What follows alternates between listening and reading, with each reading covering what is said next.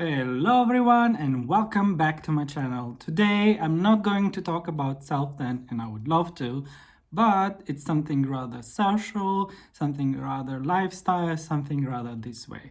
It's about life. So my husband and I recently moved to this beautiful country of Netherlands. We always wanted to come here. We always loved when we visit. We always love to see our friends here, and we love the sea, especially him because he's born on an island. And for a fact, Netherlands has also a higher life standard than Germany does. No offense to Germany, please, but it is what it is. And I think it finally came to the point in our life when we said we take chances, and with my job offer here, we just moved. It was a long process in a way because during the last year or so, I was freelancing for this company. So I already came here very often, almost every month, and we were mentally, literally preparing to move here. And you have to know probably yourselves, when you're a bit older, I'm in my mid 30s, my husband is in his mid 40s. It's a little bit harder to move away, especially for him because he always lived in Germany. Yes, he visited many countries, but he never lived anywhere else. And there's a big difference in terms of when you're living there or when you're visiting. So I think it was meant to be.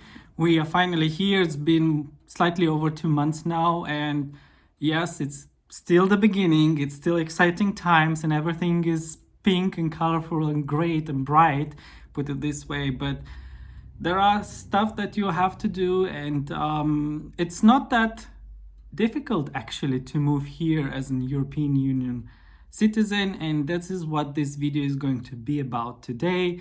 What do you need to do as the first things when you move here, if you're already from Europe, from European Union specifically, because we people of European Union do not need a visa or a work permit or a residency permit. We do not need any of those. We just can come here, register an address, get any job that we want or can, and that's it. The rest, language or I don't know, system, law, you have to learn by yourself, and that's what it is. So the very first thing that you need to do when you move to Netherlands, actually for everyone, not just European Union citizen, is you need to go to your local authorities, which are called gemeente, and register to get your BSN.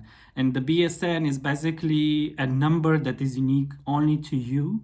And it's like an identification data, put it this way. And you use this for salary, for your bank account, even for getting maybe like an internet connection at home, for mobile provider, maybe for a credit score. For all the serious things that you need here in the Netherlands, you will need the BSN. And it's pretty easy to do. You can Google it by your postcode, and then you will see to which gemeente you belong to. Then you have to call them, make an appointment, and go there. By law, you have literally 5 days after your move, basically to Netherlands, to do so, especially if you're gonna live here longer than 4 months. Now, for those people who live here temporary, let's say a summer job or something like that, there is some other type of regulation that I do not really know.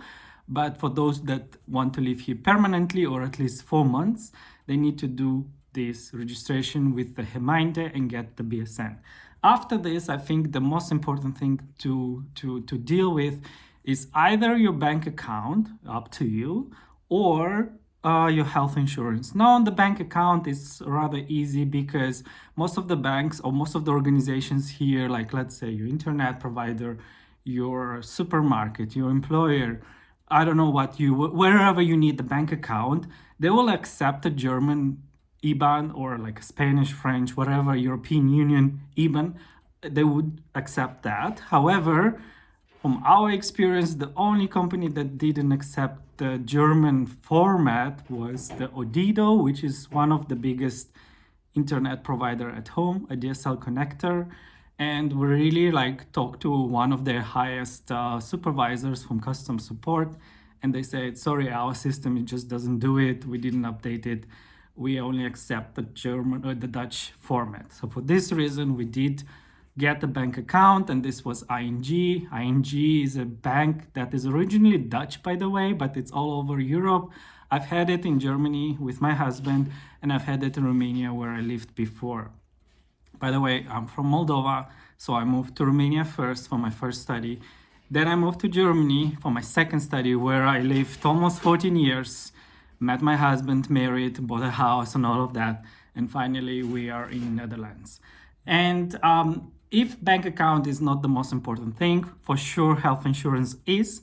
And it is different here than it is in Germany. In Germany, it's basically like a state insurance, and you have to do it from the first day you register. By the way, same in Netherlands.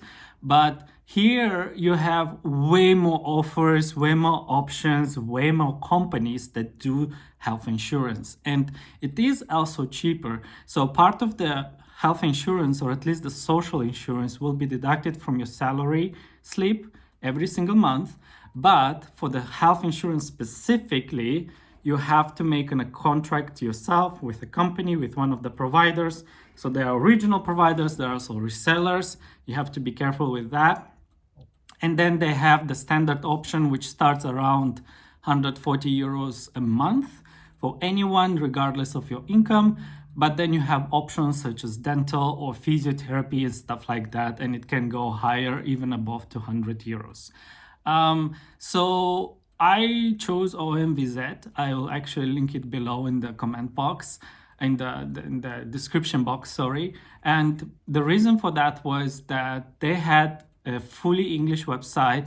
They were not resellers. They were like a company, a health insurance company. And they had quite good ratings, I've seen as well.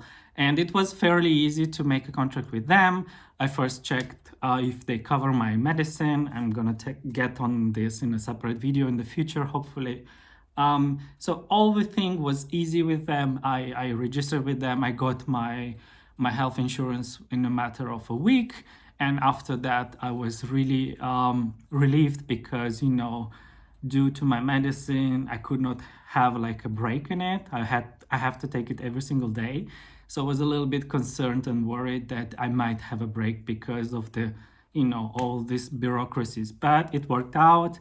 I have a wonderful doctor who's just across the street from my house, and I'm very grateful for that. After the BSN, you can do different things that are important. I think internet is important, of course. You can really take a look around what providers are there in your area.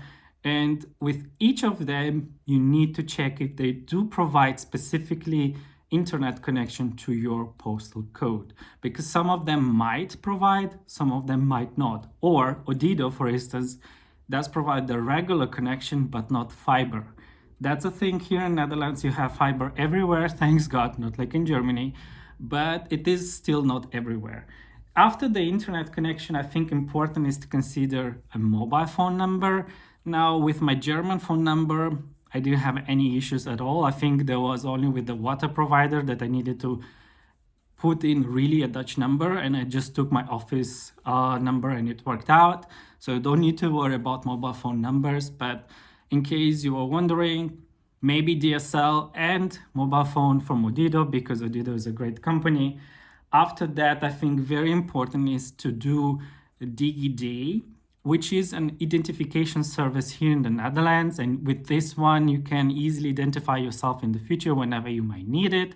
Like, for instance, I don't know, when you go to vote or when you participate in certain surveys. It's something like a BSN, but of a less importance, however, still very important. And all of my employers, or my friends, better said, they actually told me to do that, and I did it. Then important is with the doctors and the pharmacy, you can have a doctor and pharmacy in the same place. A pharmacy here as a standalone is only mostly available in the bigger cities, but here in the rural areas, basically you have your pharmacy with your doctor. That was about it, guys. Let me know below which questions you have. If you want to move to the Netherlands, I'm very happy to answer them. Don't forget to subscribe, like this video, and I'll see you soon.